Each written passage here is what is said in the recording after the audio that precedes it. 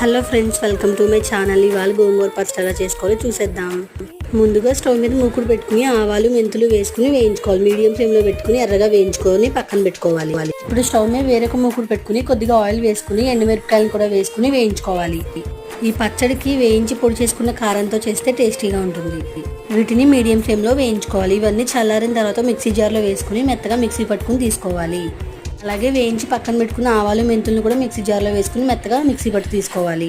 2 గోంగూర కట్టలు తీసుకుని శుభ్రం చేసుకుని పక్కన పెట్టుకోవాలి. ఇప్పుడు స్టవ్ మీద మూకుడు పెట్టుకుని కొద్దిగా ఆయిల్ వేసుకుని ఈ పక్కన పెట్టుకున్న గోంగూరను కూడా వేసుకుని అలాగే కొద్దిగా చింతపండును కూడా వేసుకుని మెత్తగా మగ్గించుకోవాలి. దీంట్లో కొద్దిగా సాల్ట్ని కూడా వేసుకుని మగ్గించుకోవాలి. మెత్తగా మగ్గిపోయిన తర్వాత ఒక బేసిన్లోకి తీసుకుని మిక్సీ పట్టిన కారం, ఆవాలు మెంతులు పొడి, సాల్ట్ కూడా వేసుకుని మొత్తం మిక్స్ చేసుకోవాలి. ఇప్పుడు స్టవ్ మీద మూకుడు పెట్టుకుని ఆయిల్ వేసుకుని ఆయిల్ హీట్ అయిన తర్వాత ఇంగువను కూడా వేసుకుని కలుపుకోవాలి. అంతే, గోంగూర పచ్చడి రెడీ.